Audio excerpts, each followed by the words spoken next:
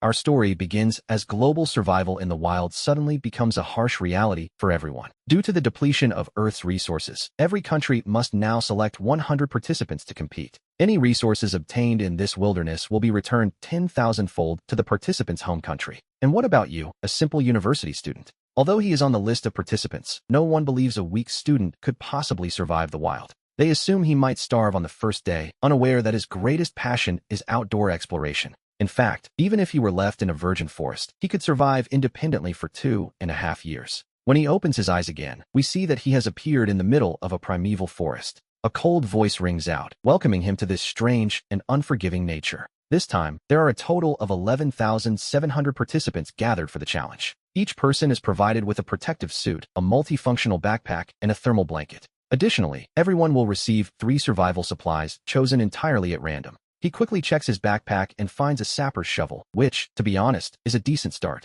He also finds a small iron pot and a reel of fishing line. Meanwhile, the streaming viewers feel a chill, seeing that Jieka, representing the lighthouse country, got a military knife, flint, and a bow. The bear country participant obtained a combat knife and a first aid kit, which are far superior to our students' gear. The audience complains that this equipment is terrible and the weak student probably won't last a single day. The gear for the lighthouse country and the bear country is simply too good in comparison. While global viewers heatedly discuss the massive difference in equipment between the various participants, a cold voice suddenly echoes above the heads of everyone involved in the competition. A warning rings out. The participant Aputo has been killed by a giant brown bear. The current number of survivors now stands at 11,699. Everyone grows tense immediately, realizing they are facing a true test of life or death. As for our student, he has just finished putting on his protective suit and backpack. He observes his surroundings: high humidity, soft ground, and lush, exuberant vegetation. It is a typical temperate deciduous forest, or so it seems at first glance. Judging by the sunlight filtering from above, he estimates it must be around 10 in the morning.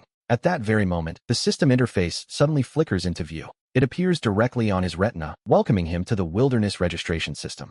He learns he can register his current location for every 3 days of survival he completes. In this strange virgin forest, he is granted a master-level starter pack, master-level environmental perception. Instantly, a strange force floods his brain: wind direction, humidity, traces of animal activity, and plant growth. All this information flows with total mastery. There is no limit to what he can perceive. He senses a stream 300 meters away with clear water, perfectly suitable for drinking. 700 meters to the northwest, there is a natural cave, ideal for building a shelter. Right in front of him, he spots brown bear droppings, indicating that large carnivores are nearby. This is the power of master-level environmental perception, a true game changer. With an ability like this, one wonders if there is anything he couldn't accomplish in 3 days. Meanwhile, in the Dragon Country's central meeting hall, hundreds of survival experts are gathered. On the massive screen before them, we see the live streams of all 100 participants. We see that Lung Yu's stream is currently dominating with 80 million viewers online. Chunhu follows with 60 million, while our student stream has a mere 300,000 people watching.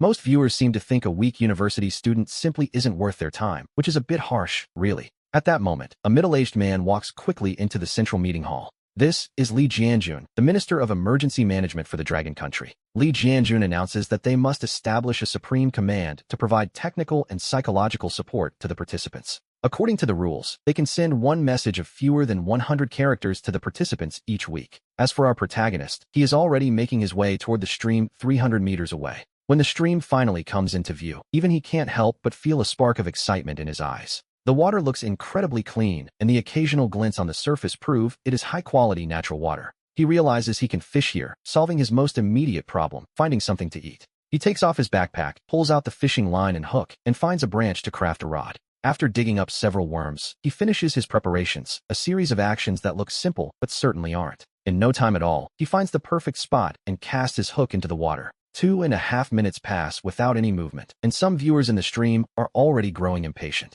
They wonder why no fish are biting, or if there are even any fish in this water at all. To them, he is definitely just a weak university student who is out of his depth. They assume he doesn't even know how to fish. However, at that exact moment, the line suddenly snaps taut. He grabs the rod firmly, feeling a significant struggle and a great force pulling from beneath the water. Judging by the tension, this fish weighs at least 2.5 kilograms. The fish lunges from left to right, diving deep into the water in a desperate attempt to break free from the hook. But our student's technique is surprisingly skillful. He knows better than to simply pull on the rod with brute force. Instead, he calmly guides the creature toward the shallower waters near the bank. Finally, after 2.5 minutes of struggle, he drags a half-meter-long carp onto the shore. At that exact moment, a cold system voice echoes globally, announcing that the first resource acquisition has been detected. And just like that, the 10,000-fold return mechanism is activated for the very first time. The dragon country is about to receive 10,000 wild fish as a direct result of his catch. We shift our gaze to the central plaza of the dragon country's capital city. A massive pillar of light descends from the heavens, and 10,000 carp pile up to form a small mountain. Each one weighs exactly 2.5 kilograms, and naturally, the livestream chat explodes instantly. Countless comments fly across the screen as the number of viewers skyrockets to 3 million. It seems the 10,000-fold return was real after all, which is quite a shock for the skeptics. The viewers are calling him God Wu now, amazed by how fat and healthy the fish are. They are convinced that God Wu must be a seasoned expert in outdoor exploration. As for our protagonist, he has no idea yet that a single fish has caused such a massive stir back home. He casts his line once more, and in less than 10 minutes, a second fish bites the hook. This time it is a grass carp, even larger than the previous one he caught. However, this catch does not trigger the 10,000-fold return system again. A little later, a third fish bites the hook and is successfully pulled in. But once again, the return system remains silent, leaving the viewers wondering about the rules. Right at that very moment, the cold voice of the system echoed once again. It announced that the player from the Demon Nation had made a kill. By obtaining 3 resources, the reward for the Demon Nation was triggered. A total of 30,000 resources. It seems the little Japanese player finally got what he deserved. Well deserved, indeed, though one wonders why it was that foolish woman from the Demon Nation who made the kill. Meanwhile, the player from the Indian Nation found, well, 5 rotten fruits. The reward for the Indian Nation? 50,000 pieces of rotten fruit. Quite a prize. Then we see the player from the Korean Nation, who somehow managed to cut himself. He obtained 2 units of rotten fish as his resource. Naturally, the reward for the Korean Nation was 20,000 rotten fish. To be honest, the rewards falling upon the other countries are becoming utterly ridiculous. In comparison, the carp caught by our fruit god are on another level entirely. They are divine resources, and the viewers from the dragon country are absolutely howling with laughter. That is the difference. And just as people wondered why he hadn't caught another fish, another system notification rang out. The player from the dragon country, Lingy, had just obtained a wild rabbit. The reward for the dragon country, 10,000 wild rabbits. A feast is coming. Over on Lingy's side, we see a wounded rabbit lying helplessly on the ground. Lingy looked at it and whispered, "Little one, I hope you have a better reincarnation in your next life." By now it was 3 in the afternoon, and he skillfully cleaned the fish using his bow and arrows. After that, he decided it was time to set up a camp near this water source. We return to that cave he had sensed earlier. Yes, that very same cave. It seemed like a solid option, but as he carried the fish toward it, the roar of a grizzly bear echoed from the distance. The roar was followed by the cry of a startled deer, confirming that grizzlies were indeed roaming nearby. He stopped dead in his tracks, his eyes instantly locking onto the source of the sound. Deep down, he was well aware that the attack power and speed of a grizzly are truly terrifying. Knowing how dangerous they are, he stood perfectly still, listening to the distant noises as his heart began to race uncontrollably. Yet, it wasn't fear he felt, but a surge of excitement, knowing this cave offered a stable and clean water source. If that cave turned out to be habitable and secure, then the bear was the one who should be afraid. In his previous life, he had faced his fair share of great beasts, from wolf packs and wild boars to even tigers. The secret, he knew, was always in using the right method and choosing the perfect moment. It was a matter of using intelligence rather than relying on brute force. By outsmarting them, he knew he could take down those beasts with relative ease. After observing the area for a minute or two, he decided to head in the opposite direction of the grizzly. It was better to avoid its fury for now, so as he walked, he constantly leaned down to gather dry branches from the ground. It took him over 10 minutes to cover a mere 800 meters. This wasn't because the path was difficult, but because he was meticulously scanning his surroundings every step of the way. His master-level environmental perception allowed his brain to function like a precision radar, gathering useful information without pause. Finally, the stone cave appeared before our eyes.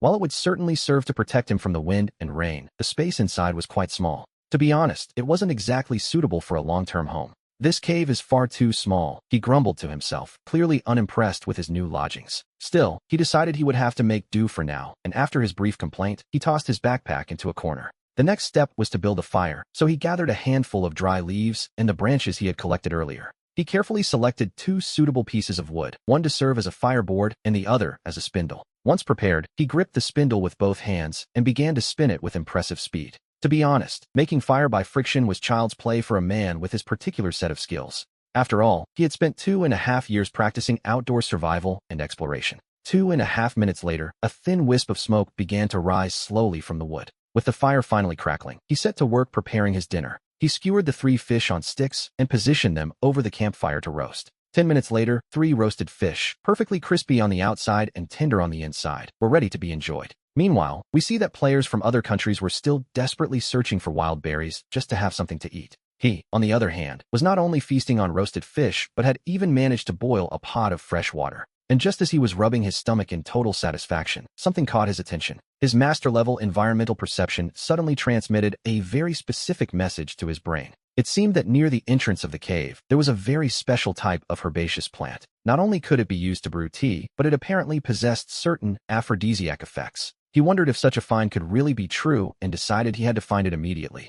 He set aside his meal and began to meticulously search the surrounding area. Sure enough, nestled right next to a large rock, he found several thin, green herbs waiting for him. It was indeed the dragon void herb, and before long, he had successfully gathered 10 specimens of this rare plant. At that moment, a notification appeared, confirming that a rare resource had been officially obtained. As a result, his home nation received a massive windfall of 100,000 dragon void herbs for their own use. Naturally, the global transmission chat exploded with excitement the very instant the news broke. Good heavens, an aphrodisiac? Are you serious? One viewer shouted in the comments. It seemed to them that the fruit god was now providing very specific benefits to all his male compatriots. Thank you, fruit god. I'm definitely putting this to the test tonight, another user joked. Meanwhile, back at the cave, he began to prepare an infusion using his small iron pot. Imagine the scene, a bite of perfectly roasted fish followed by a sip of warm dragon void tea. It was a true delicacy, and he had already tossed the freshly picked herbs into the bubbling water. Almost immediately, a rich and fragrant aroma began to drift through the small stone chamber. He enjoyed his meal slowly, a bit of water, a bite of fish, and then another sip of his tea. After finishing 2 of the roasted fish, he felt himself becoming about 80% full.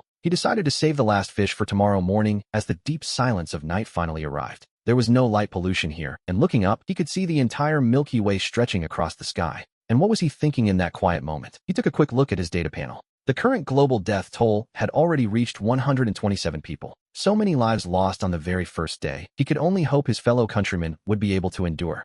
After that, he added plenty of wood to the fire and used his fishing line and iron pot for a new task. He had constructed a simple but effective early warning device. The fruit god is, if nothing else, a true professional. He even managed to craft an early warning device, while the other contestants were still trembling in the dark. But our fruit god, on the other hand, was already back to enjoying the good life. After finishing his preparations, he gripped his bow and arrows firmly and settled back down to sleep. At dawn, the first rays of the morning sun fell gently across his face. He stretched lazily, wondering what plans he should make for the day ahead. First, he decided to see if his environmental perception had anything new to report. His master-level perception soon provided him with a very interesting piece of information. About 2 kilometers straight ahead, there was a nest of wild chickens waiting to be found. A flash of genuine excitement shone in his eyes at the prospect. It seemed he wouldn't be eating fish today, so he quickly gathered all of his belongings.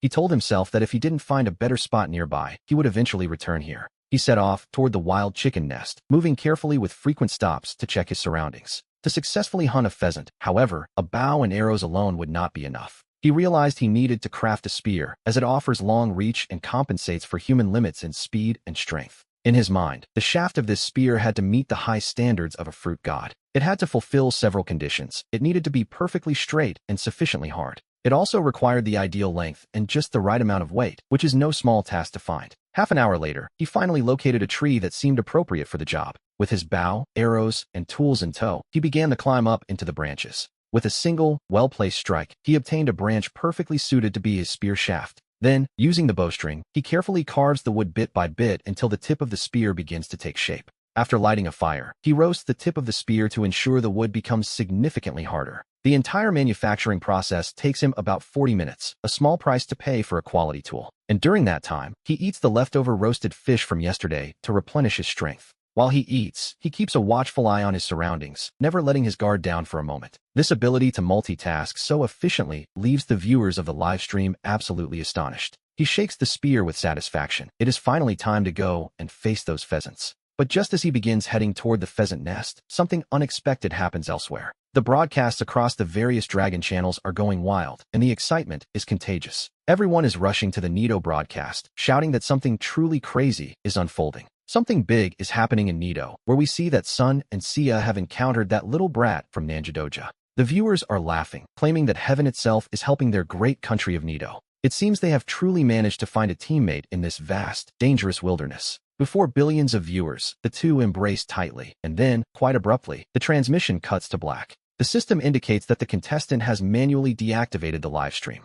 Lindsay recalls that each contestant is allowed to interrupt their broadcast for 2.5 hours a day. The global audience is left stunned after 9 hours of continuous broadcasting. Just a few seconds later, the comment section completely explodes with disbelief. At NITO headquarters, the high-ranking officials who were just recently euphoric have now turned pale with rage. They can't believe it, wondering if this is really the right time for such romantic nonsense. Meanwhile, our protagonist naturally remains completely unaware of the chaos unfolding in the outside world. He focuses all his attention on advancing steadily toward the pheasant nest. His master-level environmental perception constantly feeds him a stream of information about his surroundings. Just 100 meters ahead, 3 pheasants are foraging for food, 2 adults and 1 young chick. The little one is about half the size of an adult, perhaps 2.5 gene in weight. He decides the moment has come for them to meet the business end of his new spear. When he is only 5 meters away, he comes to a silent, calculated halt. At that moment, the 2 adults peck at the stony ground while the chick hops playfully around them. He throws the spear with immense force, and the tip pierces the body of an adult pheasant with surgical precision.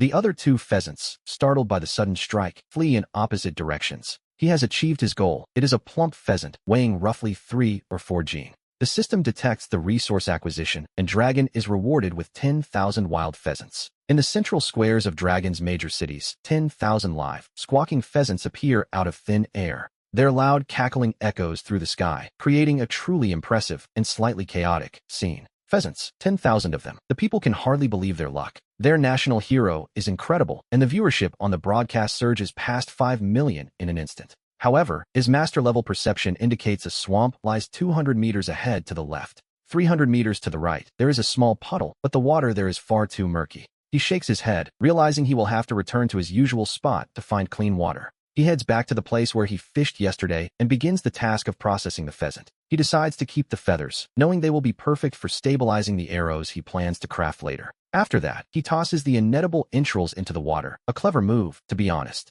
He knows that before long, the fish will gather there, making his next catch much easier. We see him quickly clear an open space and begin building a small, controlled campfire. Then, while he waits for the fish to bite, he begins roasting the pheasant over the flames. Perhaps it was thanks to the entrails acting as bait, but over the next half hour, his luck holds. He pulls out a large number of fish, and as the system detects the resource, Dragon receives 30,000 mixed freshwater fish. The number of viewers watching the broadcast continues to climb, now surpassing 8 million people. While he eats the roasted pheasant, he also cleans the fish so they can be roasted right alongside it. The meat sizzles over the fire, but at that exact moment, the system suddenly issues a new announcement. A contestant from Dragon has successfully obtained 50 wild monkey head mushrooms. As a result, the nation of Dragon is rewarded with 500,000 of these wild mushrooms. But immediately after, the news arrives that Li Min has been killed, having been attacked by a wild beast. Upon hearing of a compatriot's death, the mood among the viewers becomes heavy and somber. In the wild, a momentary impulse or a single lapse in judgment is often fatal. Li Min's death serves as a grim warning to him, even though he possesses his master-level environmental perception. He knows he cannot afford to lower his guard, so he stops eating and packs the remaining food into his bag. He extinguishes the campfire, and once finished, he grips his bow and arrows tightly in his hand. He turns away from the clearing and begins to head deep into the thickest part of the forest. Where is our national hero going? We have to wonder if the news has put him in a foul mood. After all, a fellow countryman has just died, and that is never an easy thing to process. However, Dragon's survival expert, Chunyi, notes that he doesn't actually seem dejected. Quite the opposite. In fact, he appears more focused now than he has ever been. It is exactly as Chunyi says. His mind is clearer than it has ever been before.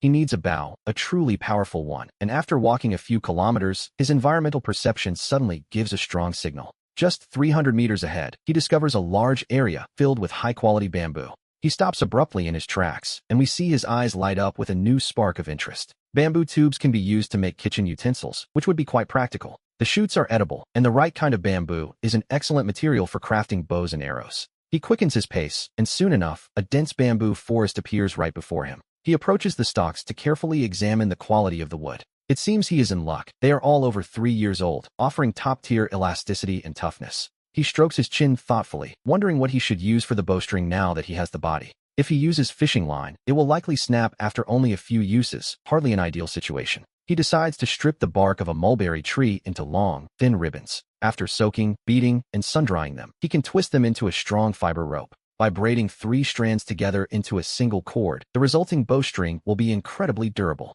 The vegetation in this world is remarkably similar to that of Lansing, which makes things much easier. With his decision made, he raises his engineering shovel high in his hands, and with a clean strike, he cuts down the bamboo he had been eyeing at its base. Then comes the second and the third. This time, he isn't just making a bow, but a vast supply of arrows and several defensive stake traps. And just like that, he secures a massive amount of strategic bamboo resources for his survival. Back in the real world, Longwa receives 50,000 adult bamboo plants as a reward for his efforts. At Mount Siphon in southwest Longwa, an arid hillside is transformed into a lush sea of bamboo in just 2.5 seconds. Shenyi, the survival expert, notes that while people might be confused by Xiaoguo's logging, he has a very bold theory. He believes the young man is preparing to craft crossbows and arrows. He is essentially forging a set of hunting weapons that will allow him to truly dominate the wilderness. Deep in the dense jungle, we see that he has already fashioned the bamboo into an enormous raft-like bundle. He takes a deep breath, bracing himself to carry a load weighing dozens of kilograms. With the weight on his shoulders, he walks step by step toward the shelter, mentally planning the construction of various traps. Just then, a violent bear roar echoes from the depths of the forest, not very far away at all. It's that bear again, and judging by the sheer volume of the roar, it sounds as if it's practically right on top of him. The beast is dangerously close to our god Gua, and the viewers are starting to think it's all over. If they meet face to face, there will be no escape, a terrifying prospect for anyone, really. However, upon hearing that bone-chilling roar, he only pauses for a brief moment. He slowly turns and listens intently, knowing full well that a direct confrontation would be foolish. Still, he can't help but think that thick bear skin would make for some top-quality armor. Then there is the bear's gallbladder, which is incredibly valuable for its medicinal properties. And of course, hundreds of kilograms of bear meat would provide an enormous amount of energy. To him, this isn't just a predator, it's a gold mine of resources, so he simply continues on his way with his bamboo. Upon arriving at the shelter, without even taking a moment to rest, he begins processing those enormous bamboo stalks. He takes his engineering shovel and starts the meticulous work of cutting and carving the bamboo. Before long, he has crafted a dozen sharp, pointed bamboo stakes. This is the most common and lethal trap in hunting, the classic bamboo spike formation. Watching this scene unfold, the viewers on the live stream all find themselves holding their breath in anticipation. They wonder what exactly God Gua is planning to do with all of this. Seeing him make so many spears gives everyone a bit of a bad feeling, to be honest. He ties the dozen bamboo stakes together with vines and wraps up the remaining roasted fish and chicken. Using large leaves as packaging, he takes his shovel and carefully ventures back into the depths of the forest. It seems the brown bear's happy. Carefree days are officially coming to an end. A strong, nauseating smell of rotten fish mixed with the scent of urine suddenly hits his nostrils. On the path ahead, right there in the middle of the woods, he discovers a pile of excrement. It's bear droppings, and fresh ones at that, so he carefully scans the surroundings to ensure it's safe. Satisfied for the moment, he raises his engineering shovel and begins to dig a hole. After 2.5 hours of labor, he finishes a trap roughly 2.5 meters wide and 2 meters deep. Then, one by one, he firmly plants each of the razor-sharp bamboo stakes into the bottom of the pit. Deep down, he hopes the bear appreciates the mansion he has so thoughtfully prepared for it. Next, he begins selecting fallen branches and leaves to carefully camouflage the opening. From a distance, the ground looks like a perfectly ordinary, flat stretch of forest floor. Who would have thought that just beneath the surface lies such a deadly trap? As the sun sets slowly, we see him return to the stream to fill a pot with water and gather firewood before heading back to the stone cave. A piece of chicken and a sip of tea, that simple satisfaction makes him squint his eyes with pleasure, regardless of how fragrant the food is. And yet, without any salt to season it, he feels the meal is missing its very soul. The sweat lost while digging that trap during the day has already caused his body to voice a clear protest. He feels a slight sense of soreness and weakness in his muscles, and his spirit isn't quite as energized as it was in previous days.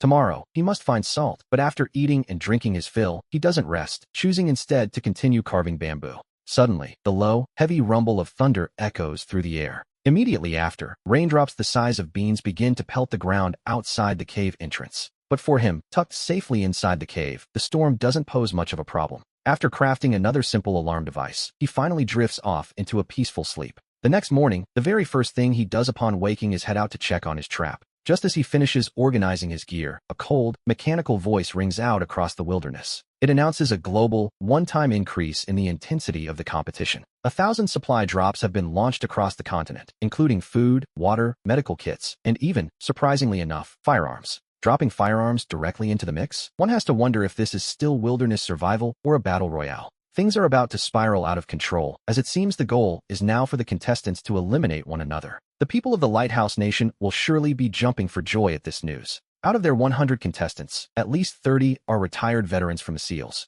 and Delta Force. If they get their hands on those weapons, it will be an absolute massacre. To be perfectly honest, this seems incredibly unfair to the contestants from Manhwa. And so, all eyes return once again to focus on your live broadcast.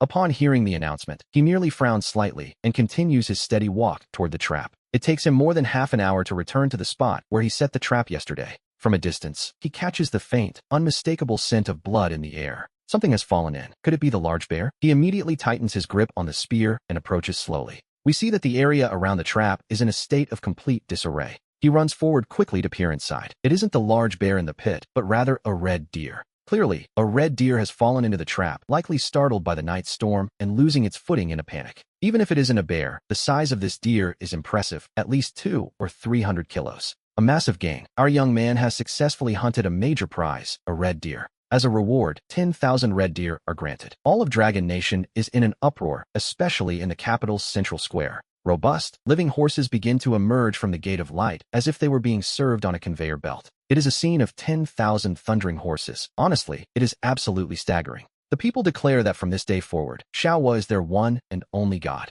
10,000 horses. These resources are simply too incredible to believe. He stands at the edge of the trap for a moment, observing his catch, before jumping down inside. With a precise first cut, he opens the neck, drains the arterial blood into his rain boots, and begins to butcher the haunch. In an instant, a beast of 300 pounds is expertly broken down by him into 7 or 8 pieces. He carefully wraps the juiciest venison loin and a steak, then shoulders the heaviest hind leg. He must transport all the venison back to the cave quickly, lest other beasts begin to stalk him. He returns to the surface and, without pausing for even a single moment, sets off again. 10 minutes later, he is back at the cave. The remaining meat must be transported as soon as possible. Meanwhile, in the dense forest less than 100 meters from the trap, a grotesquely large brown bear peeks out from behind the bushes. Standing upright, its height far exceeds 3 meters, with brown fur as bristly as steel needles. The most terrifying part, however, is its eyes, completely devoid of any emotion. It watches his back as he moves away, its massive claws digging a deep hole into the earth. 20 minutes later, our young man appears once again at the edge of the trap.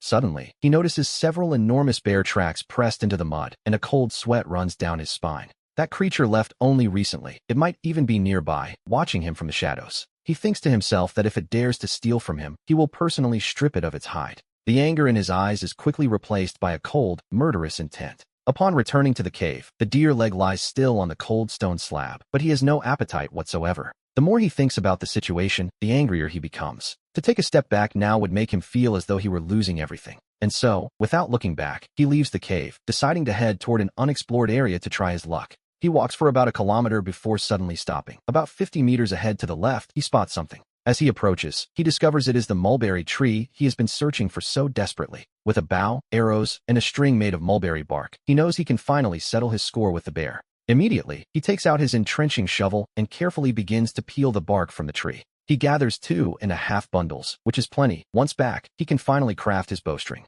Once the gathering is finished, he puts on his backpack, feeling quite satisfied with the haul. Just as he prepares to explore deeper into the woods, he suddenly feels a light tap on his right shoulder, a soft sensation. It carries a faint warmth, almost like the touch of a human hand. Startled, he grips his shovel and swings it backward almost instantly to strike whoever is there. However, there is nothing behind him. A second later, the screech of a monkey echoes from the tree above. We see a monkey hanging from a branch, baring its teeth in a grin as it tries to snatch his backpack. This time, his fury is absolute. First a bear steals his meat, and now even an insolent monkey is testing him. He feels as though the world is mocking him, and in the wild, mercy is often just a form of self-cruelty.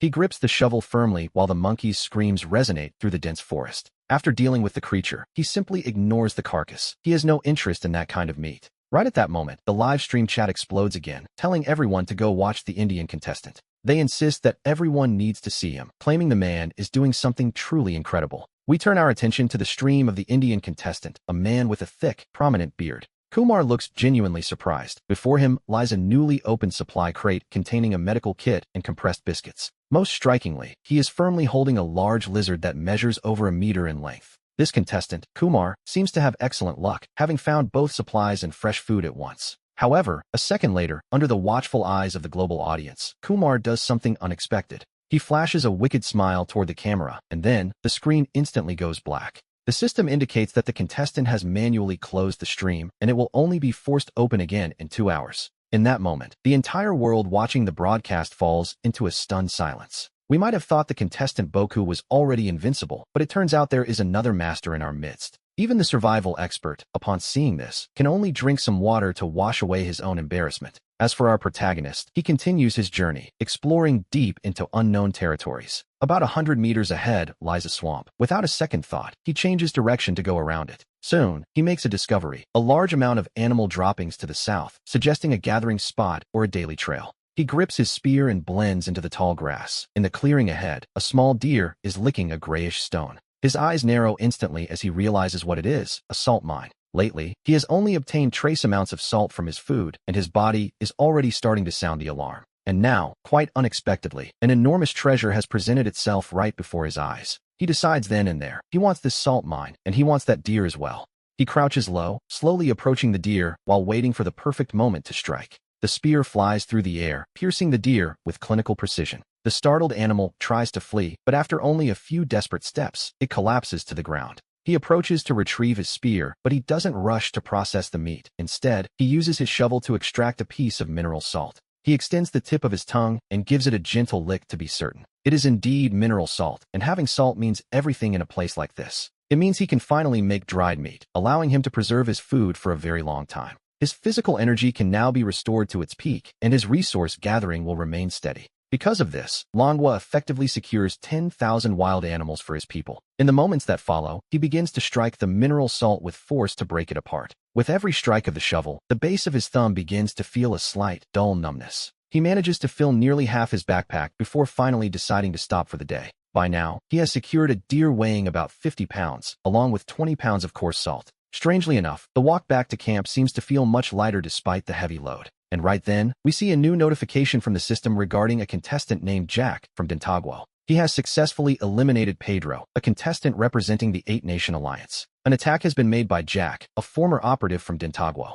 A member of the 6th Commando Squad, he is a top-tier elite soldier. He is a specialist in jungle warfare and, more worryingly, the art of assassination. To a man like him, this wasteland isn't a place to survive, it's a hunting ground. And just like that, the very nature of this game has shifted. From this moment on, every living soul in this wilderness could be a hunter or a prey. We return to the cave, where he places a chunk of mineral salt onto a flat stone. He lifts another rock and strikes it with force, breaking off a piece roughly the size of his fist. After several more strikes, he has a small pile of mineral salt fragments waiting for him. The goal of all this effort, of course, is to purify the salt. This process doesn't just improve the flavor, it also removes most of the dangerous heavy metals. He uses a ratio of roughly 10 parts water to 3 parts mineral salt. Next, he begins to heat the mixture to dissolve the minerals. He pours the fragments into an iron pot and begins to stir them constantly. Once it's dissolved, he takes an empty bamboo tube from his backpack and adds fine sand gathered from the cave entrance. Wood ash from the campfire follows, and finally, he adds some charcoal. And just like that, we have a simple filter. Next, he begins to pour the salt solution through it. Salt is a vital necessity of life, truly essential, and he slowly pours the salt water into the bamboo filter. After repeating the filtration process 3 times, he pours the clean salt water back into the pot to evaporate and crystallize. As the water evaporates, we see white crystals beginning to form at the bottom of the pot. The entire purification process took nearly 2 hours of patient work. When that layer of snow-white salt crystals finally appears at the bottom, the live chat absolutely erupts. Good heavens, he actually managed to purify it successfully. To be honest, this salt looks even whiter than the kind you would buy at a supermarket. Wozen is proving to be far too skilled. Afterward, he repeats the same process. The salt is remarkably white, and he repeats the steps twice more until the bamboo tube is full. Right on cue, his stomach emits a loud, timely roar of protest. It's time to enjoy today's spoils, so he brings out the deer leg he secured earlier. He uses a bow shovel to make several deep cuts into the meat. Then, he sprinkles on the freshly purified salt. After about half an hour of waiting, the deer leg is finally roasted to perfection. He takes a bite and nods in satisfaction. What a treat. It's pure bliss. But after eating and drinking his fill, he doesn't rest. Instead, he begins crafting a bowstring. The fibers from the mulberry bark are remarkably strong, making them perfect for the task. The fibers from the mulberry bark are incredibly strong and possess excellent toughness, making them a truly superior material for a bowstring. We see him tear the bark into thin strips and begin the rhythmic process of twisting the cord together. Once the string is finished, he brings out the bamboo he cut earlier and begins to shape the body of the bow. An hour later, a perfect bamboo bow appears in his hands, a testament to his patience and skill. Next, he uses thinner pieces of bamboo to craft his arrows. He even uses the pheasant feathers he collected earlier to fletch them. Waste not, want not, as they say. Mission accomplished. With this bow in hand, he feels that the bear who stole his meat finally has some explaining to do. Tomorrow, he'll be able to test its power. The next morning, we see the sunlight filtering through the cave entrance. As it turns out, today marks exactly the third day of his journey. He wonders what reward the system might grant him now that it has detected he survived 3 consecutive days in the wild. The conditions for check-in have been met. The question is, will he check in now? Mentally, he gives the command to check in and immediately shuts down the live stream. If the system is about to deliver something, he knows it's best if the audience doesn't see it. Suddenly, the crystal-clear image on the Longwo's broadcast cuts to black. A billion viewers erupt in an instant, their confusion flooding the chat. What on earth is happening? Where did our Wozen go? Why did the screen go dark? Surely nothing bad has happened to him, right? Don't scare me like that, one viewer pleads. Meanwhile, a survival expert rubs his chin and suggests he might be crafting a secret tool, or perhaps something more immediate. The check-in is successful. As a reward, he receives a Desert Eagle pistol along with 30 rounds of ammunition. Firearms. With his new bow and arrows, he felt he had finally entered the age of cold steel. But with this pistol, he has taken a massive leap directly into the era of modern warfare. The problem now is how to explain it, as he can't exactly tell the audience he crafted a Desert Eagle out of bamboo and vines. An airdrop. Yes, he decides. He will simply tell them it was an airdrop. We see him tuck the magazine and the pistol deep into the bottom of his backpack, out of sight. Only after securing his secret does he finally restart the live stream for his waiting viewers. Then, gripping the new bamboo bow and arrows in his left hand, and carrying his sharpened spear in his right, he prepares to head out. He emerges from the cave fully armed and ready for whatever the wild has in store. Our viewers quickly notice that his gaze is fixed intently in the direction of the destroyed trap. The chat erupts in shock, realizing he is actually going after that giant bear. They wonder if he's really going with just a bow and arrows, thinking Wozen is perhaps a bit too brave for his own good. To be honest, many are skeptical that a simple bamboo bow can actually take down a grizzly. Chunya's expression turns serious as he notes that Xiaoguo's choice is incredibly bold. It is also very dangerous. Unless he hits a vital spot like the eye, the consequences would be unthinkable. In this tense moment, however, he remains extraordinarily calm. He approaches the trap the bear destroyed earlier, where the earth at the edge of the pit is still loose. The bear's massive paw prints are still clearly visible in the dirt. He doesn't rush into action, but instead begins the methodical process of reorganizing the trap. He resets the sharpened bamboo stakes he carved yesterday, perfectly concealing the opening with loose soil and leaves. Next, we see him toss the bloody deer meat directly onto the trap as bait. After finishing his preparations, he selects a tree with an excellent vantage point and climbs up. He draws the bowstring tight, aiming steadily toward the camouflaged pit below. Everything is ready, and he becomes a hunter of infinite patience, merging seamlessly with his surroundings. He waits in total silence for that bear to stumble into its own demise. The table is set for the great bear, and his lunch is finally served.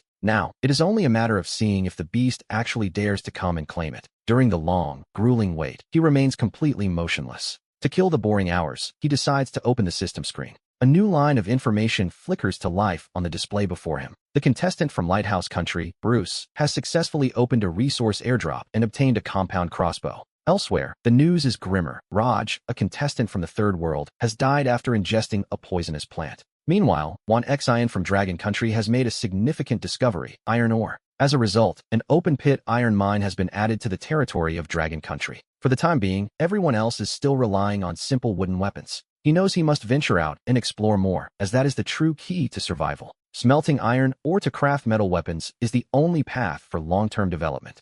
He needs to deal with this bear as soon as possible to finally justify the presence of his pistol. Meanwhile, in another area nearby, the forest is not as empty as it seems. An agile figure glides silently through the trees, watching and waiting. We are introduced to the elite soldier, Lungyu. In her live broadcast room, her popularity is also soaring. Countless viewers are following her perspective, experiencing a textbook example of a jungle infiltration. Suddenly, Lungyu stops. She has found a small, discarded piece of cut bamboo bark. She picks it up and examines it with great care before turning her gaze toward a cave not far away. She doesn't rush in recklessly. Instead, she begins to carefully inspect the area surrounding the cave. Soon, she finds even more traces of a human presence. Tree stumps cut with sharp tools appear before her eyes, along with bloodstains from processed animal remains. Finally, she reaches the entrance of the very cave where he has been living. Inside the cave, the embers of the campfire still hold their heat, and a broken fragment lies on the ground. All these details come together, painting a very clear picture in her mind. She realizes she is looking at the work of someone extremely experienced,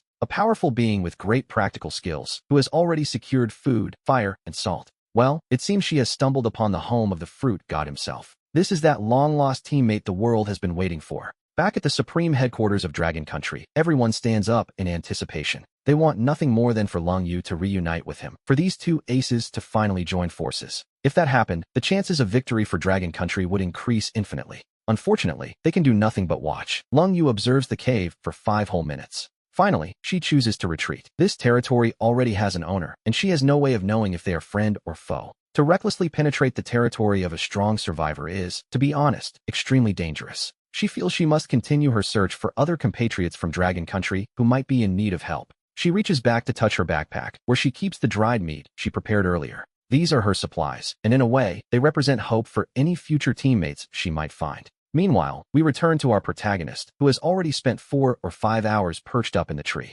Suddenly, a very discordant crunching sound reaches his ears. It is the unmistakable noise of a massive body crushing fallen leaves and snapping branches underfoot. He snaps his eyes open as an unnaturally large brown bear slowly emerges from the depths of the forest. It is even larger than he imagined. If it were to stand up, it would easily exceed 3 meters in height. Back in the broadcast room, the viewers explode with activity in an instant. The big bear is here, they cry. The big bear has arrived. Fruit God, you need to run. A beast like this, they fear, is so tough that arrows wouldn't even be able to pierce its hide. His expression is more serious than ever, as everything now depends on whether his trap actually works. Step by step, the giant bear draws closer to the hidden mechanism. The bear looks down at the piece of deer meat emitting a tempting aroma, but strangely, it doesn't move. Instead, it simply paces around the trap, walking from one side to the other. Every so often, it stops to sniff the air loudly with its powerful nose. It seems to sense, perhaps by instinct, that this easy meal carries a hidden danger. As the minutes tick by, his heart begins to race, climbing right up into his throat.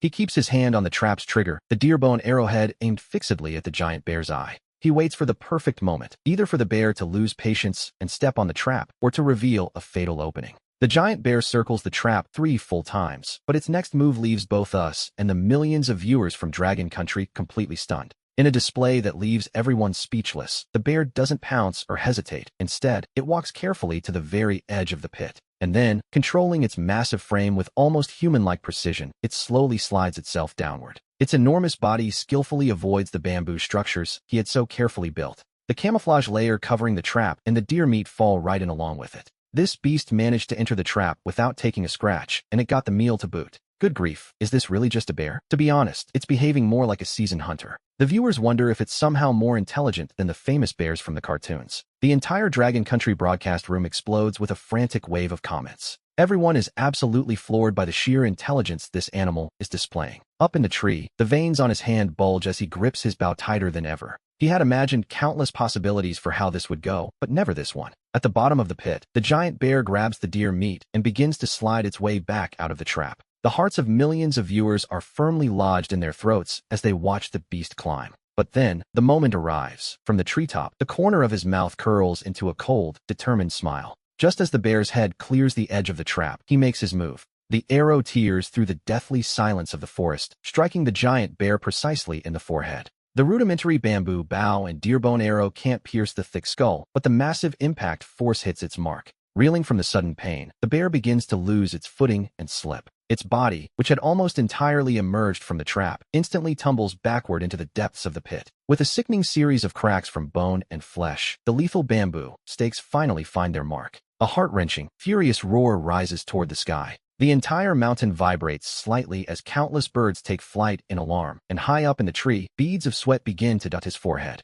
Not daring to relax for even a second, he pulls a second arrow from his back, waiting for the bear to show its head again. He was prepared to give it another round of merciless strikes. Inside the trap, the bear's roars grow louder and more desperate with every passing second. The bear slides and thrashes repeatedly as its enormous claws strike blindly against the narrow floor of the pit. Soon, a dense cloud of dust erupts from the mouth of the trap, instantly obscuring his vision. This bear was proving to be quite cunning, so he holds his breath and listens intently to the movements below. The sounds of thrashing in the dust gradually cease, replaced by the distinct scraping of earth. It was climbing out, and so, he draws his bow even tighter. Suddenly, a massive, dark shadow rises slowly from the depths. But this time it was facing him directly. Despite his firm resolve, he couldn't help but curse under his breath. The combat intelligence of this bear completely surpassed the typical reactions of a wild beast. Having been shot once already, it knew exactly where the threat was coming from and found the best strategy in an instant. With a sharp whistle, the second arrow cuts through the air. The deerbone tip strikes the bear's back, emitting a dull thud. It sounded like hitting thick leather, and the projectile was deflected without any difficulty at all. The arrow failed to leave even a single mark on that dense fur. Deep down, he knew right then that something was going terribly wrong. He reached back to grab a third arrow, but in that brief, fleeting instant, everything changed. The giant bear had already forced its way out of the trap with sheer, brute strength. Its eyes locked onto him immediately, perched high up in the great tree. In the very next second, it transformed into an out-of-control heavy tank. It launched itself directly at the tree, and we can't help but feel that, for him, it was all over. How could he possibly escape? To be honest, it's almost too difficult to watch. Who could save our fruit god now? Surely he's a goner this time, isn't he? The impact of the bear was terrifying. One could search through every bit of survival knowledge and find no hope here. The giant bear's body slammed violently into the ancient tree, followed immediately by a second, crushing impact. A clear, jagged crack began to spread rapidly right through the center of the trunk. Just a single second before the giant tree collapsed entirely, he made his move. He gripped the hardwood spear firmly with both hands. And then, he leaped toward the bear below. Good God, what a sight. It seemed like madness. Our fruit god truly appears to have no fear of death whatsoever. Just when everyone assumed he was giving up, we witnessed something truly unforgettable. He fell like a human projectile from the sky, as if time itself had stretched out infinitely in that moment. For the first time, we see a flicker of genuine fear appear in the eyes of the giant bear. The better part of the spear's length sank completely into the bear's head. The massive beast fell heavily to the ground, its strength deserting it instantly. It twitched just a few more times, and then it breathed no more. Absolute silence. Millions of spectators in the Dragon Nation's broadcast room were left speechless. They remained in a state of total shock for more than 10 long seconds. Good God, what on earth just happened? It's hard to even process. A divine technique. There is simply no other way to describe it. Our fruit god is truly incredible. That move was nothing short of supernatural. Even the viewers at home were likely slamming their tables in excitement, faces flushed red. This little fruit is unbeatable. The Dragon Nation's contestant has successfully hunted a full-grown bear. As a reward, 10,000 adult bears will now be added to the Dragon Nation's territory. In the primitive forests and nature reserves, massive giant bears began appearing out of nowhere, one after another. He, of course, knew nothing of the uproar outside as he pulled out his engineering shovel. Taking it from his waist, he used it to carefully open the bear's belly. He soon found the greenish pouch he was looking for, the bear's gallbladder. He wrapped it in a large, clean leaf and tucked it safely into his backpack. After that, he began the arduous task of processing the bear's thick hide. It was an enormous job, but he managed to cut away the 4 most tender paws. He also took a large piece of loin, wrapping it all inside the treated skin. Once finished, he hoisted the heavy bundle of meat and searched for a suitable clearing nearby. He had barely taken a few steps when he caught a familiar scent, green onions. His eyes lit up instantly, and he began to follow the aroma through the brush. There, on a hillside not far away, we see a patch of wild green onions growing. He swallowed hard. He had gone nearly 10 hours without eating, and after a life-or-death struggle, his endurance was at its limit. Seeing those onions in that moment made them seem like a celestial delicacy to him. Feeling incredibly lucky, he walked quickly toward the field and, without hesitation, plucked a dozen thick stalks. With these treasures in hand, his bear meat banquet for the day was going to be absolutely perfect. He searched for a flat piece of ground nearby and began to build a fire. He placed the bear loin on a flat stone and used his shovel to cut it into thick, hearty slices. Gradually, the surface of the bear meat turned an appetizing, rich caramel color. He took a slice of the bear meat and brought it to his mouth to take a bite. It was quite simply a heavenly feast, but even though the bear meat was delicious, there was a slight problem. The fat content was incredibly high, and eating it all by itself could become a bit overwhelming. And so, it was time for the green onions to make their grand entrance. He took a large bite of a green onion, the spicy juice filling his mouth instantly, before taking another slice of meat. He savored the bear meat, realizing that this combination was, in fact, absolutely perfect. Deep down, he couldn't help but think that a little bit of liquor would make this even better. He told himself that once he found a suitable place to build a permanent shelter, he would have to plan on making his own spirits. Then, roasted meat with a drink would be life's true pleasure. Just as he was enjoying his meal, a flash in his peripheral vision caught a strange smoke rising over the distant forest. An airdrop. He reacted instantly, his eyes shining with a sudden spark of excitement. He quickly calculated the distance, estimating it to be about 20 kilometers deep into the woods.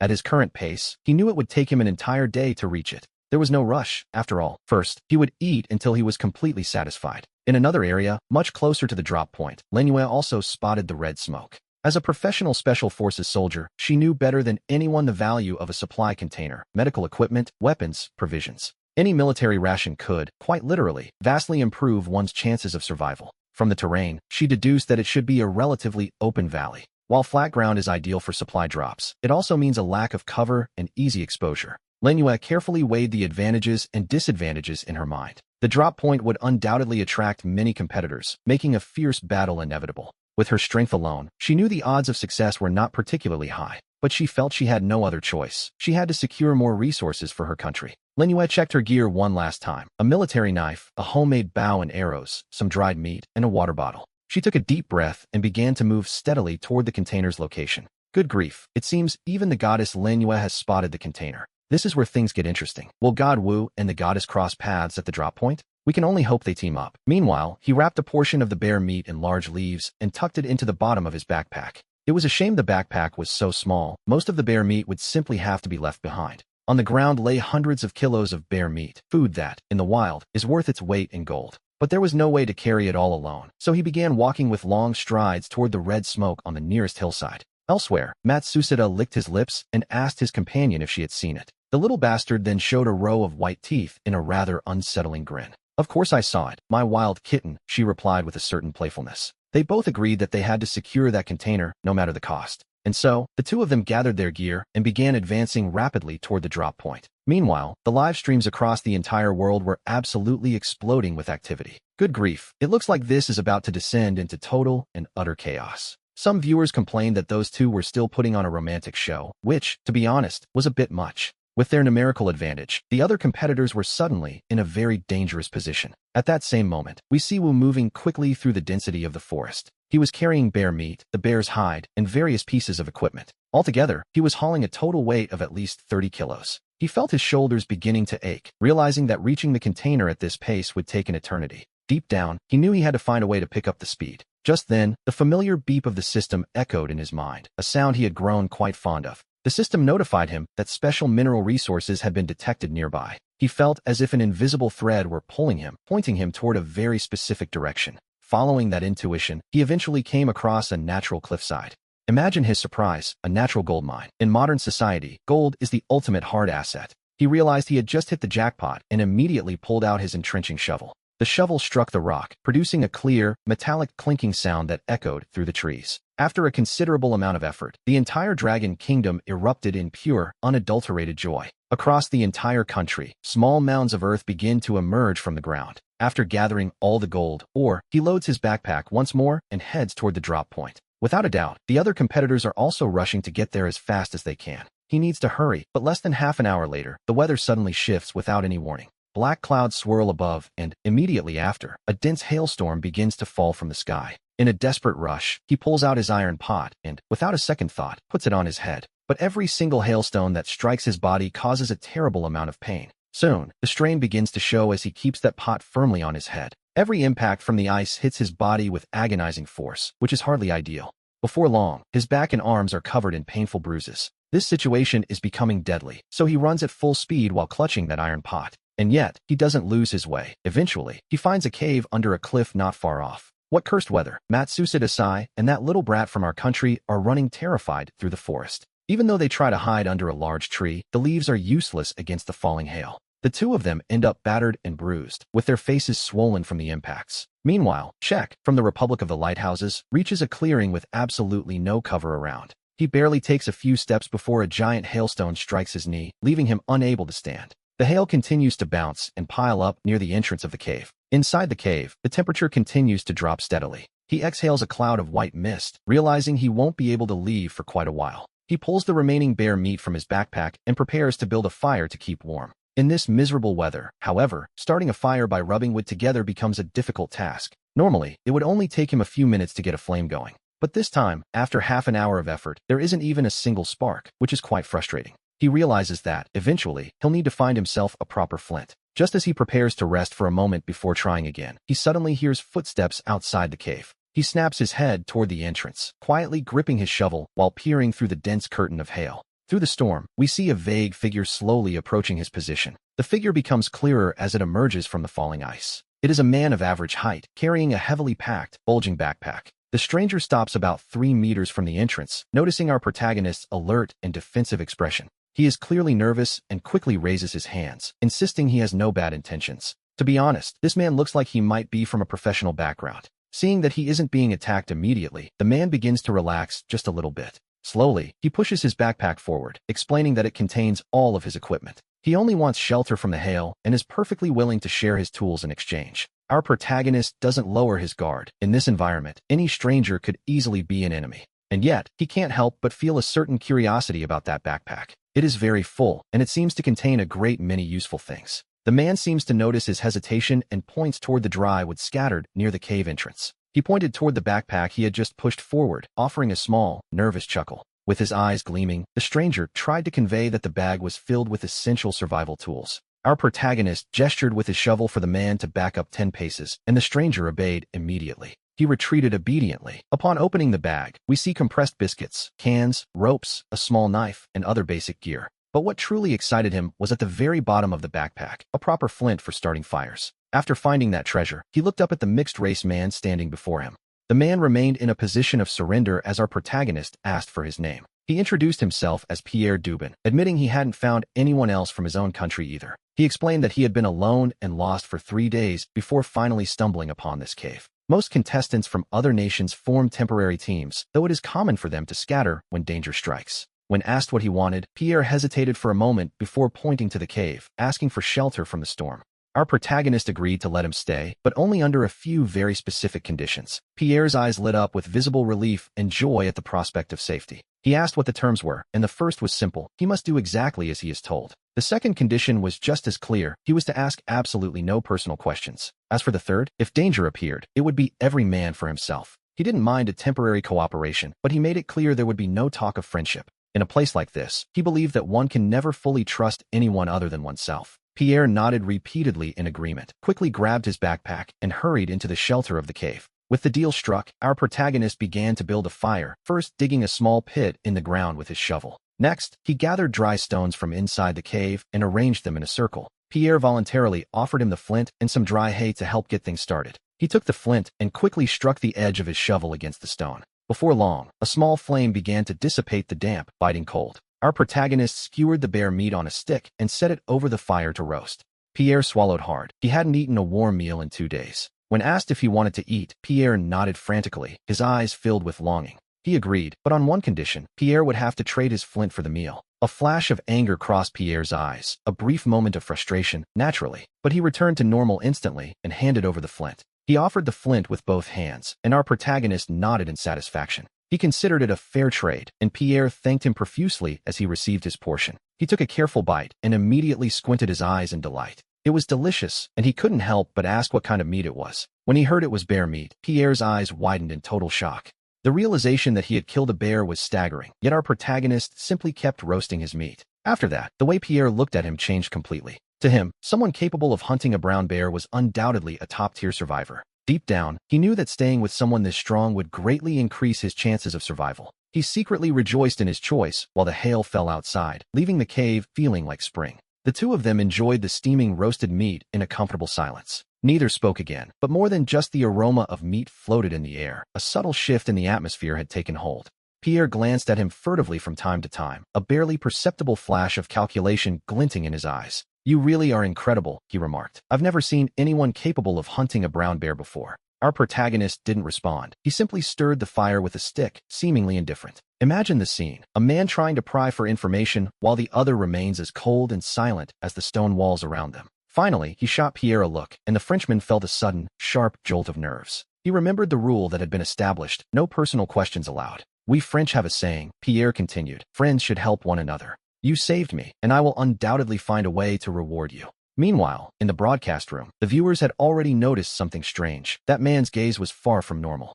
To be honest, he looked like a weasel planning how to steal a chicken. The chat was filled with warnings to be careful, sensing that this alliance would only bring trouble. As the night grew deeper, the hail outside the cave finally ceased its relentless drumming. Pierre checked his watch and then observed our protagonist, who was resting with his eyes closed. "It's late. Why don't you get some sleep?" he suggested, watching the man who hadn't even opened his eyelids. He responded with total indifference, noting that Pierre wasn't sleeping either. "Ha ha ha, I just have a habit of staying up late," Pierre replied with a forced laugh. "You rest first, and I'll keep watch. I assure you there won't be any problems." "I'm not sleepy." That short response directly blocked any further words Pierre had planned to say. Pierre felt a growing unease deep down, yet he managed to maintain his gaze. "I'm not sleepy," he repeated, keeping up that thin veneer of a friendly attitude for the time being. "Then we shall keep watch together, just as you wish," Pierre replied. As the minutes ticked by, Pierre grew increasingly anxious until he finally excused himself, claiming he needed to step out for a moment to attend to his needs.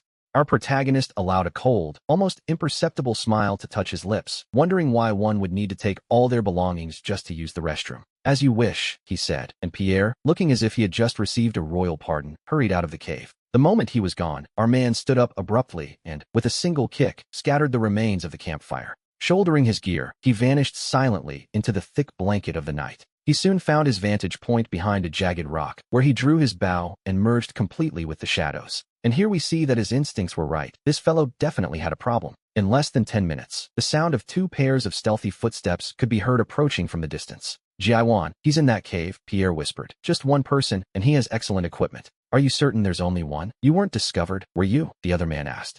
"I'm sure. I watched him all night. It's just him," Pierre replied, while Jiaiwan let out a cold laugh. Their plan was simple and brutal. First, they would incapacitate his limbs. Then they would take everything he owned and leave him with nothing, making sure to leave absolutely no trace behind. With that, the two of them lunged into the cave like ferocious wolves, only to find that it was completely empty. There was nothing left but a pile of scattered, cold ashes. Pierre turned pale, stammering that it was impossible and that the man had been right there. Jiaiwan spun around sharply, his eyes filled with a sudden, ferocious intensity as he searched the darkness. "You idiot, they spotted you, didn't they?" Jiaiwan hissed, realizing too late that the hunter had become the prey. Suddenly, an arrow whistled through the air and pierced Pierre's thigh with a sickening, heavy impact. The force knocked him flat to the ground, and a terrified Jiaiwan quickly raised his machete, looking for a target. He screamed into the darkness toward the direction of the shot, demanding to know who was there. The only answer he received was a second arrow, which tore directly through the wrist he used to hold his weapon. The machete hit the stone floor with a sharp, metallic clang that echoed through the silence. Jiaiwan clutched his bloodied wrist, his screams of pain filling the night air. Our protagonist stepped slowly and calmly from behind the jagged rock, revealing himself at last. He kept the tip of a fresh arrow aimed steadily at the two of them, his expression unreadable. Without uttering a single word, he began to draw the bowstring back with slow, deliberate tension. In this world, the strong survive. After dealing with the pair, he began to systematically search through their belongings. The night breeze carried a heavy scent of blood, but he didn't seem to mind it in the least. He wondered if this was what passed for wealth out here, and to be honest, in this place, it was. Aside from some compressed biscuits and half a bottle of water, he found something far more valuable. There was a brand new red first aid kit, which, in the middle of the wilderness, is a rare treasure indeed. Having such a kit is almost like having a second life, and alongside it, he found a sturdy Swiss Army knife. Moving on to the backpack belonging to Jiaiwan, that burly fellow who had been so confident moments ago, he discovered half a dried rabbit, a length of nylon rope, and the machete he had seen on the ground. These were all top-tier survival items, the kind of gear he had only ever dreamed of owning until now. He packed everything useful into his bag, and, with one final look at the two bodies on the floor, he moved on. With a cold gaze, he thought that in their next life, they should really learn to keep their eyes open. Having said that, he simply turned around and vanished into the depths of the night. Meanwhile, back in the Manhwa broadcast room, total madness had broken out. The comments were erupting like volcanic lava, flowing across the screen without pause. They were so dense, in fact, that one could hardly see the image of our protagonist anymore. Invincible, without a doubt, they claimed this was exactly how a man from Manhwa should be. In the studio, Sabanin struck the table in a fit of pure excitement. It was a textbook counterattack, proving to everyone that in the wild, the most dangerous thing is the human heart. However, the euphoria in Manhwa stood in stark contrast to the heavy silence of other nations. In the Global Emergency Meeting channel, the face of a certain country's representative twisted in anger. He frantically accused Manhwa because of his actions, but the Manhwa representative responded with perfect calm. After all, the rules of the game are what they are, and we all know how they work. Consequently, the representative of that country failed to gain a single concession. Seeing that he couldn't gain an advantage through the rules, the man resorted to fierce threats. In 2 days, the communication channel between the contestants will finally be activated. At that moment, he promised to personally order all surviving contestants from his country to gather. Their mission would be to hunt down every contestant from Manhwa, no matter the cost. As he finished speaking, the atmosphere in the room froze, but the Manhwa representative only laughed softly. "We'll be waiting for you," he replied. Meanwhile, back in the wild, he carried his heavy loot on his back. And so, we see him moving silently through the trees, deeper into the unknown. The report regarding the elimination of the 2 foreign contestants had already been sent. Meanwhile, inside a hidden cave covered in thick vines, we find Lengi. He was sharpening his military knife when, a second later, his watch began to vibrate. It was sudden, and he immediately turned his gaze toward the small screen. As he read the battle report, his eyes narrowed instinctively. Another small country down. Well done, he thought, sharpening the blade with even more force. He knew he couldn't afford to fall behind, while the other Longwa contestants also saw the message. A powerful sense of pride and hope began to swell within each and every one of them. Not long after, a faint glow appeared on the eastern horizon, signaling the dawn. Our protagonist shook the dust from his clothes and hoisted the heavy backpack once more. After securing it to his back, he checked his bearings and headed toward the red dot. He continued walking toward the column of smoke, his gaze radiating an unshakable determination. After several hours of an exhausting march, his legs were starting to feel the strain. To be perfectly honest, they felt as if they were filled with heavy lead. Every step was terribly painful, and his muscles even began to tremble slightly. He decided it was time to stop, rest, and recover some of his dwindling energy. Fortunately, thanks to his master-level environmental perception, he knew exactly where to go. He moved quickly toward an area where the air felt noticeably more humid. Soon enough, the refreshing sound of running water reached his ears. He pushed aside the bushes in front of him, and suddenly, a stream appeared before his eyes. The water in the stream isn't particularly clear, as it carries along small particles of mud and dry leaves. But in this desperate situation, it is undoubtedly a source of life. At that moment, our protagonist takes off his heavy backpack. He pulls a machete from it, approaches the stream, and selects a tree about the thickness of a bowl. After taking a deep breath, he swings the machete with all his might. The blade sinks in, cutting nearly halfway through the trunk. Seeing the progress, he can't help but let out a soft, satisfied grunt. With his continuous strikes, the small tree falls with a loud crack in less than 2 minutes. He immediately begins chopping it into a pile of firewood. Next, he takes out a flint and, using the back of his knife, forcefully scrapes the black bar. A spark flies out, landing precisely on the dry tinder he had prepared to start the fire. A second later, a thin trail of bluish smoke rises slowly and flames suddenly burst forth. In no time at all, a warm, crackling campfire is roaring to life. The exhaustion and the cold clinging to his body finally begin to dissipate. He remarks on how good the fire feels while reaching for his folding shovel. He digs a simple filtration pit next to the stream, carefully layering it with sand. Using small stones and wood ash, he collects the murky stream water and filters it repeatedly. He then pours it into an iron pot, places it over the fire, and waits for it to boil. He pulls out the half of a dried hare, noting the meat is as hard as a piece of wood. But to his hungry eyes, it looks like a first-class delicacy. Bear meat is far too greasy, he thinks, so a bit of hare won't go amiss for a change. With that thought in mind, our protagonist pulls out his Swiss Army knife. He begins cutting the hare meat into small, manageable pieces with practiced ease. He skewers them on small twigs and sets them to roast over the crackling fire. Soon, the heat renders the fat, and an intense aroma of roasted meat wafts through the forest. In the Lanwo broadcasting room, countless viewers find themselves captivated by this tempting scene. In the studio, Sabanin can't help but swallow hard, while beside him, Chin maintains a serious expression. The way he purifies the water is quite classic and, to be honest, highly effective. This demonstrates that he possesses an extremely rich level of experience in wilderness survival. Back at the stream's edge, we see him drinking the freshly boiled water. He eats the roasted hare, which is perfectly crispy on the outside and tender on the inside. The exhaustion of having gone without sleep for the entire night begins to fade. It dissipates bit by bit, and he soon finishes the very last piece of hare meat. Afterward, he completely covers the embers with soil and pours water over them. He wants to be absolutely certain that not a single spark remains behind. As he shoulders the heavy backpack once more, he feels as though his energy has been fully restored. He continues his journey, pressing on toward the location of the airdrop signal. But after walking for less than half an hour, his pace begins to slow down.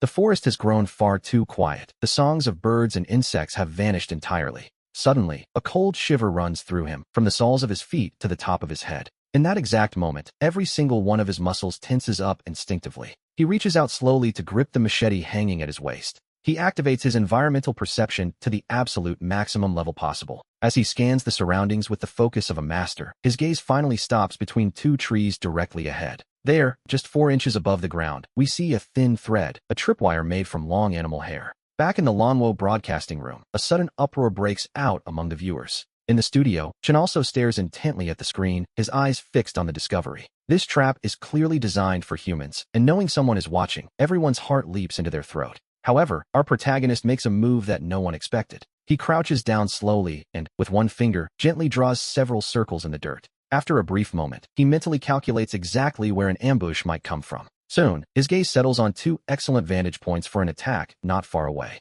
A cold, knowing smile plays at the corner of his lips. He knows he isn't alone. Then, with practiced stealth, he takes 2 quiet steps backward. In the very next second, his figure vanishes, melting perfectly into the deep shadows of the forest. At the same time, he draws his improvised longbow and notches a bone-tipped arrow to the string. He moves toward a counter-ambush point, lowering his center of gravity with every cautious movement. With his first step, he crouches low to the ground, barely making a sound. With the second step, he refines his posture, moving with the silent grace of a predator ready to strike. Minutes pass in total silence, and the trapped zone remains eerily still, as if waiting for a victim. The patience of both men begins to wear thin quite rapidly. In that exact moment, a sudden rustle comes from a nearby bush. The little bastard is startled and immediately aims his crossbow toward the source of the sound. A wild rabbit leaps out of the brush and bolts quickly toward the other side. Seeing this, the little bastard exhales in relief, but suddenly a dark shadow shoots out from not far away. Right then, in the very next second, a blood-curdling scream echoes through the forest. At the sight of this, Matsushita Suza rolls quickly away, wielding a knife and scanning the surroundings with extreme caution. And here we see our protagonist walking calmly forward with his longbow, his gaze as serene as if he were looking at two corpses. Instantly, a powerful pressure causes Matsushita Susa's breath to catch in his throat. He demands to know who he is, but our protagonist offers no response whatsoever. He simply raises his bow slowly, taking aim directly at Matsushita Suza. Seeing the threat, Matsushita Suza flicks his wrist, and 3 sharp stones go flying through the air. They fly straight toward him, yet his reaction is faster. He leans slightly to the side, just in time to dodge the impact. Then, in a flash, he draws the bowstring tight and releases an arrow. Matsushita Suza rushes to dodge to one side, but the arrow is actually headed straight for the little bastard, who is unable to move. The man has no time to react before the arrow pierces clean through his head. At this gruesome scene, Matsushita Susa's heart trembles with a violent shock. But there is no time for fear, as our protagonist is already charging toward him with his bow ready. With the bow in hand, Matsushita Suza quickly raises a short knife to defend himself. The bow and the knife collide, sending a shower of sparks flying into the air. In the very next second, an intense vibration ripples through the entire blade of the knife. The force is so great that Matsushita Susa's grip is instantly torn apart, and blood begins to flow. That sheer, brutal strength shakes him to his core. He stumbles back 2 steps before stabilizing, his eyes wide with shock. He wonders if this competitor is some kind of monster, yet our protagonist doesn't let up, continuing to swing the bow against him. In that desperate moment, Matsushita Suza has no choice but to grit his teeth. He raises his hands as quickly as he can to block the incoming strike. Instantly, the sharp agony of breaking bones washes over him, and Matsushita Suza is sent flying backward. He crashes hard against a tree. Immediately after, our protagonist arrives like a shadow, raising his bow toward the man's head. And then, he strikes with full force. Meanwhile, about a kilometer away, Manhwa stops in her tracks upon hearing the screams. She identifies the direction of the sound at once, but she doesn't rush in blindly. Instead, she carefully hides her tracks. And so, she begins to make her way toward the source of the noise. A little later, Manhwa arrives behind a massive fig tree to survey the area. Just as she prepares to observe the situation ahead, a pitch-black arrow suddenly comes screaming out from behind her. Manhwa rolls instinctively to the side, but the arrow still finds its mark, burying itself deep in her thigh. A stabbing pain erupts immediately. Manhwa lets out a muffled groan as blood quickly stains her combat trousers. Enduring the intense pain, she rolls quickly toward the cover of a leafy bush. Soon, the sound of footsteps approaches, and a tall man in white appears with a smirk on his face. He remarks that Lan's little kitten has quick reflexes, though it's a pity she's still a bit too slow. Behind him follow 2 burly men. All 3 of them are competitors from the lighthouse country. The man in white is in no hurry to attack. Instead, he stares at the bloodstains on the ground and speaks with cold indifference. He tells her they are going to play with her for a good while. With that, the 3 of them split up, forming a standard tactical triangle. They begin a search formation, slowly advancing and surrounding the area where Manhwa is hiding. We return to the dense forest on the other side, where our protagonist is busy collecting equipment from the WoW competitors. At that very moment, 2 global announcements ring out across the arena. The LAN competitor, Xiaohua, has eliminated the WoW competitor. Matsushita Suza is gone. Xiaohua has eliminated the WoW competitor, that little bastard. Naturally, the LAN broadcast room explodes with excitement. Meanwhile, the WoW broadcast room is plunged into an absolute, heavy silence. He gathers all the useful supplies and searches them both, obtaining a short knife and half a canteen of water. Then, without a single backward glance, he heads toward the location of the airdrop. Half an hour later, he finally reaches his destination, a massive metallic crate. It lies motionless in the clearing, but he doesn't approach immediately, cautiously scanning the surroundings to confirm there are no ambushes. Then, he calmly speaks 4 words, local shutdown.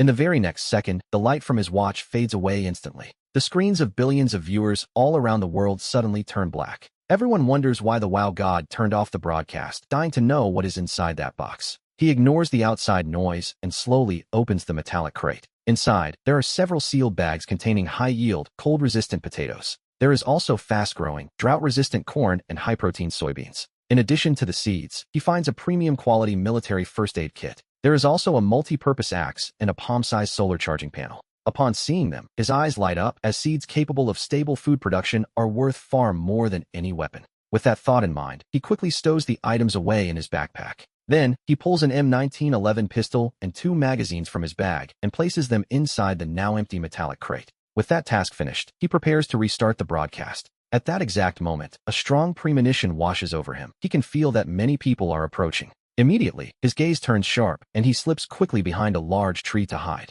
Soon enough, the sound of footsteps and voices begins to echo from the forest. 3 competitors from Lighthouse Country appear in the clearing, and between them, they are carrying the injured Lenyu. The lead competitor for Lighthouse, Kane, glances at the airdrop and then smiles with pure contempt, calling out loudly. He tells the friend from the Dragon Nation to come out, claiming he already knows he is there. He warns that if he doesn't want his companion to get hurt, he should obediently hand over the contents of the airdrop. Hearing this, our protagonist doesn't move. Instead, he quickly begins to analyze the situation. There are 3 fully armed enemies with compound crossbows and recurve bows, plus a sturdy man wielding a brush axe. On his side, however, Lenyu has already lost her ability to fight, making the odds of a direct confrontation quite slim. When no response comes, Kane begins to lose his patience. He gestures to the large man, who lets out a sinister laugh and rests the heavy axe against Lenyu's neck. Seeing this, he slowly steps out from behind the tree with his hands raised, a slight tension visible on his face. He tells them not to hurt her, stating that everything is in the box, and they can take it all. Upon hearing this, Kane smiles with a look of smug satisfaction. Kane tells him that's more like it, demanding he open the airdrop so they can see what treasures he managed to find. Without saying a word, our protagonist slowly approaches the metallic crate and kneels before it, pretending to struggle with the heavy lid. But in reality, his hand was already inside the box, which, as we know, was no longer empty. Kane fails to notice this and impatiently urges him to move faster, while he simply whispers something under his breath.